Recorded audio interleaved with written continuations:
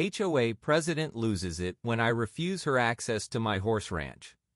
I inherited this beautiful 15-acre ranch from my grandfather 3 years ago. It's been in our family for generations, sitting just outside city limits in a rural area that's slowly being developed. The ranch predates all the fancy subdivisions popping up nearby about 60 years. I run a small but successful horseboarding business here, caring for about 20 horses, including 5 of my own.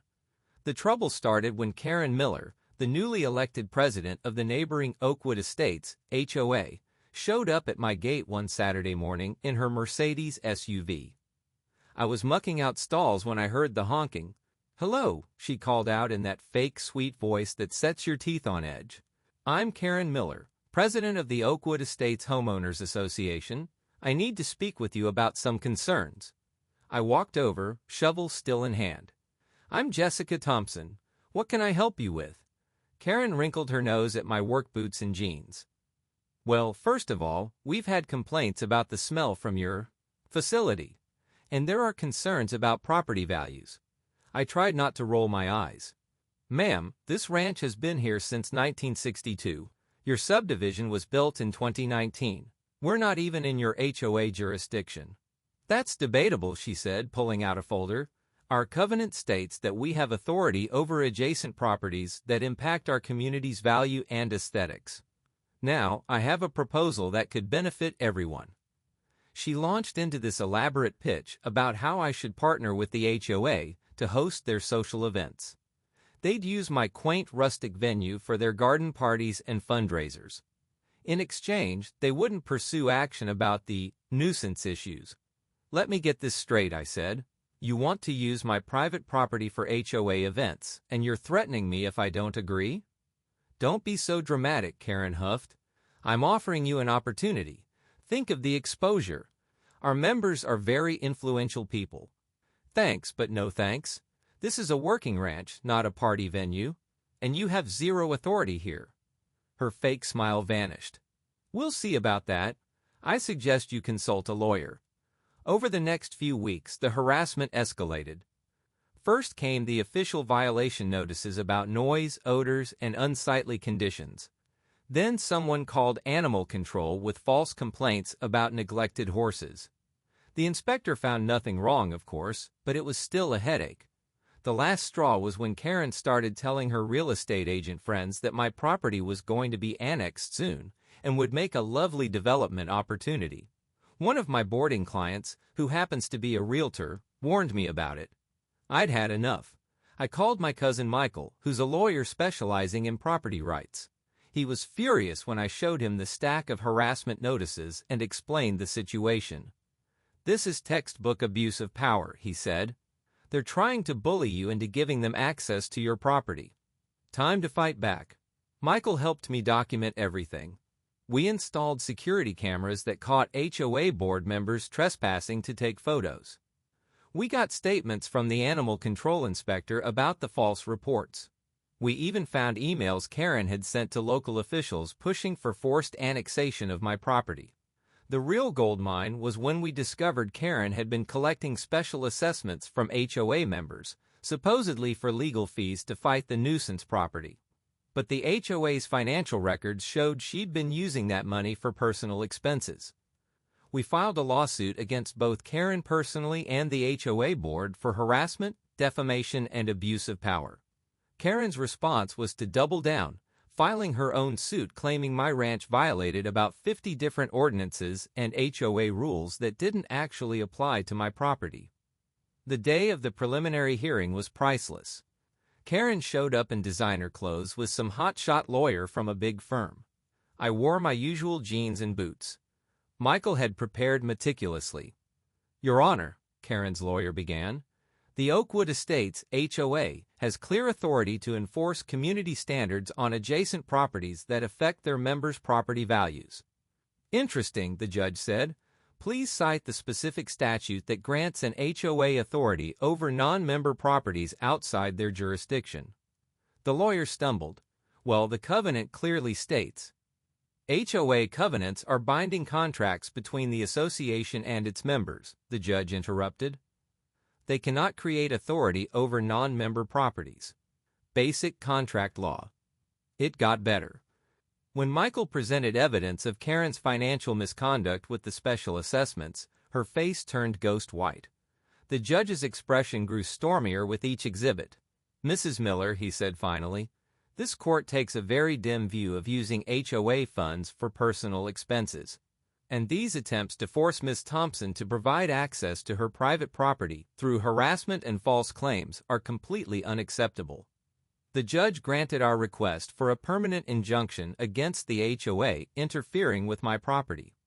He also ordered a forensic audit of the HOA's finances and referred Karen to the district attorney for possible criminal charges over the misused funds. Karen resigned as HOA president the next day. The new board sent me a formal apology and fired the property management company that had helped her send all those bogus violation notices. The best part? My boarding business is doing better than ever. Turns out all the drama caught the attention of some serious horse people in the area. I've got a waiting list now for boarding spots, and I'm expanding my riding lesson program. I still see Karen sometimes, driving past the ranch in her Mercedes. But she doesn't honk anymore, and those garden parties she wanted so badly. The new HOA board found a much better venue, the community center they should have been using all along. My grandfather used to say that good fences make good neighbors. I'd add that good lawyers and security cameras help too, especially when dealing with power-hungry HOA presidents who don't understand property lines or personal boundaries. The whole experience taught me something important. Stand your ground when you're in the right, document everything, and don't let bullies push you around even if they come wearing designer clothes and carrying official-looking folders. Last week, I hosted a barbecue for all my boarding clients and their families. As we sat watching the sunset over the pastures, someone joked about turning the ranch into a venue for fancy HOA parties. We all had a good laugh about that. "Never," I said, raising my beer. "This place stays exactly what it's meant to be, a home for horses and the people who love them." Looking back, I'm grateful for one thing about the whole mess. It reminded me how special this place is and why it's worth fighting for. My grandfather would be proud.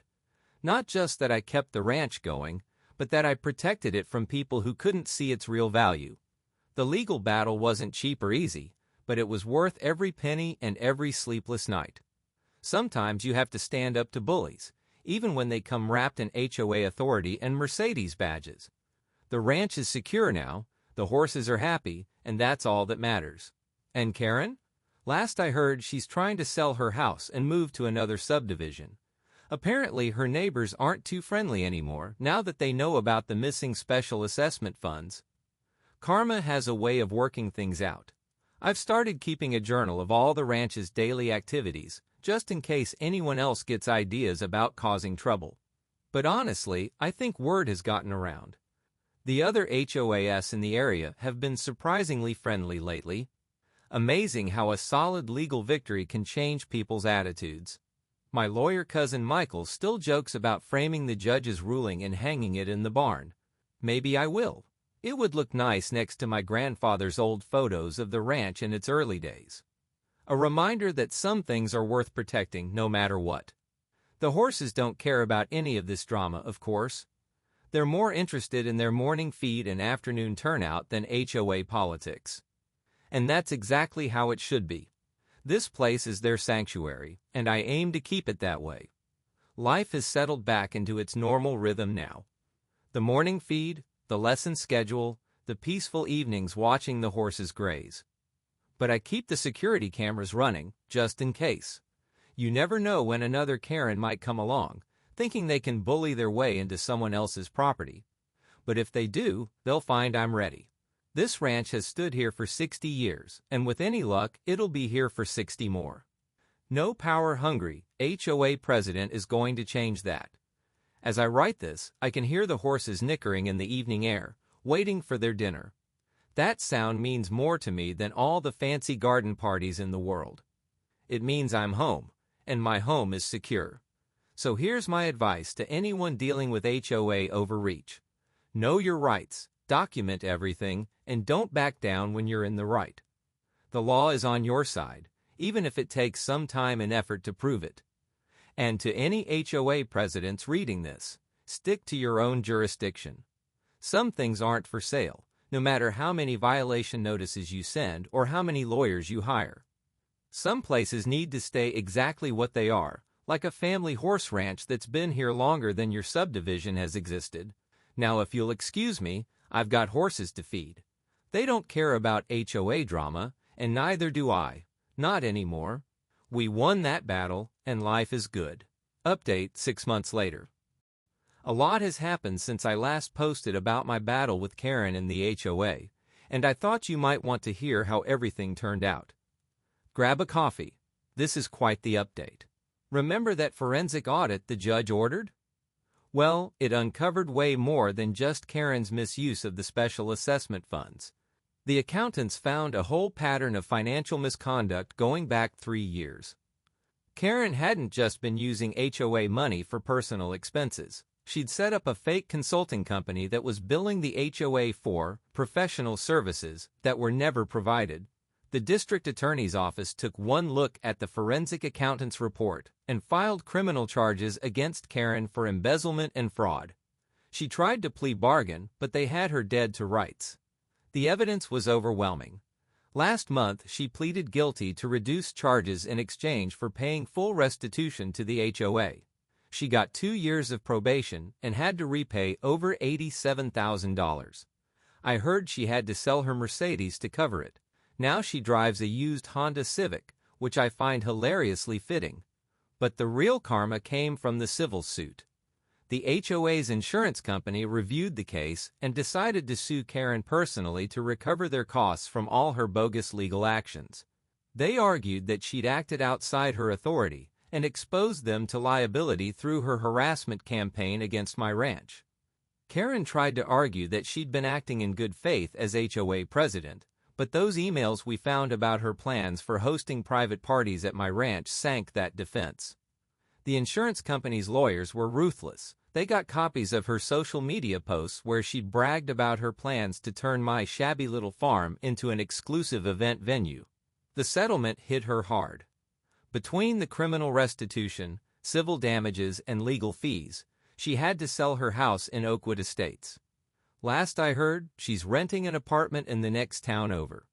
Couldn't happen to a nicer person, honestly. The new HOA board has been great. They actually came to me for advice about setting up a proper accounting system with real oversight. I introduced them to my cousin Michael, and his firm now handles their legal work. They've completely restructured how they operate. But here's the really interesting part. Remember those real estate agent friends of Karen's who were spreading rumors about my ranch being annexed? Turns out that was part of a bigger scheme. Karen and a few property developers had been planning to pressure several local landowners to sell. They thought if they could make life difficult enough for us, we'd give up and sell cheap. How do I know this? Because one of the developers grew a conscience after Karen's arrest and came clean to the district attorney. They'd had this whole plan mapped out to acquire several properties, including my ranch, and turn them into another luxury subdivision. The developer provided emails showing Karen had been promised a percentage of the profits if she could help push people out. That evidence led to additional charges against her for conspiracy and corruption. She's still fighting those charges, but it doesn't look good for her. This revelation sparked a larger investigation into corrupt HOA practices in our county. The local paper did a whole series on HOA overreach and abuse of power. They interviewed me and several other property owners who dealt with similar harassment. The publicity had an unexpected benefit for my ranch. Remember that waiting list for boarding spots? It got even longer after the article came out. People said they wanted to support a business that stood up to corruption. I've had to hire 2 more stable hands to keep up with demand. I've also started working with a local advocacy group that helps property owners deal with HOA harassment. My story apparently inspired others to fight back against similar tactics. Michael gives free legal consultations once a month to people dealing with HOA issues. He says it's his way of paying it forward. The county commissioners took notice too. they've proposed new regulations requiring HOAs to have independent audits and limiting their ability to harass neighboring properties. I testified at the public hearing about my experience, and Karen's case was cited as an example of why these changes are needed. My ranch is thriving now. We've expanded the riding program and added a small therapeutic riding program for kids with disabilities. The horses seem to know they're helping. They're so patient with their special riders. I used some of the settlement money from our countersuit to build a covered riding arena. Now we can give lessons year-round, rain or shine. The contractor finished it last week, and it's beautiful. My grandfather would have loved it. One of the nicest changes is how the neighbors from Oakwood Estates treat me now. Instead of complaints, I get friendly waves. Several residents have enrolled their kids in riding lessons. One lady apologized for believing Karen's lies about my ranch being a nuisance. We should have checked things out for ourselves instead of just listening to her, she told me. This place is a treasure for the community. That meant a lot. It's good to know that most people are reasonable when they have the real facts. The security cameras are still up, but these days they mostly catch deer wandering through at night instead of trespassing HOA board members. Still, I keep them maintained. One thing this experience taught me is the value of documentation. I still get asked about hosting events sometimes, but now it's legitimate requests from local charities and youth groups. We did let the county 4-H club use the new arena for their spring horse show. It was a proper event with proper insurance and permits, everything done right. Karen's criminal case for the conspiracy charges goes to trial next month. Michael thinks she'll end up plea bargaining again. Either way, she's learned an expensive lesson about messing with other people's property rights. The developers who were part of her scheme had to pay hefty fines and lost their building permits for several planned projects. The real estate agents who spread false rumors about my property faced disciplinary action from the state licensing board. Actions have consequences, as they're finding out. I've started mentoring a couple of young people who want to learn about running a horse facility. They're eager to learn everything from basic horse care to business management. Teaching them reminds me of when my grandfather was showing me the ropes. One of them asked me if I ever regretted fighting the HOA instead of just giving in. I told them about something my grandfather used to say, stand for something or you'll fall for anything. Fighting was hard, but giving up would have been harder. The ranch feels more secure than ever now. Not just because we won the legal battle, but because the community understands its value. Even the new housing developments going up nearby have been designed with buffer zones to protect existing agricultural properties. Last week I found some old photos of the ranch from when my grandfather first bought it. The basic layout hasn't changed much in 60 years. The fences are newer, the barn's been expanded, and now we have the covered arena, but it's still essentially the same working ranch it's always been. That's what I fought to protect, not just the property but its purpose. A place where horses can be horses, where kids can learn to ride, and where the rhythm of ranch life continues unchanged by the suburbs sprouting up around us. Looking back, I'm glad Karen tried her power play. Not because it was fun, it wasn't, but because beating her made the ranch stronger. We proved that the little guy can win against corruption and greed if they're willing to stand their ground. The legal system worked the way it's supposed to. The judge saw through Karen's lies. The DA prosecuted her crimes, and justice was served. It wasn't quick or easy, but it was thorough. These days, when I see a Mercedes SUV driving past the ranch, I don't automatically tense up anymore. Karen taught me to be prepared for trouble, but she also taught me not to fear it. When you're in the right and you've got the law on your side, you can face down anyone. The ranch is quiet now in the best way. The only drama is the occasional disagreement between horses over who gets the best grass. That's the kind of problem I'm happy to deal with. To anyone else facing similar battles, document everything, know your rights, and don't back down. The law protects property rights for a reason. And sometimes, standing your ground isn't just about protecting your own interests, it's about stopping bullies from hurting others too. As for me, I've got horses to train, lessons to teach, and a ranch to run. Karen's just a cautionary tale now, A reminder that doing things right beats doing things for show every time. The sun's setting over the arena as I write this final update. The horses are coming in for their evening feed, moving at their own relaxed pace. This is what victory looks like. Not just winning in court, but preserving something worth fighting for.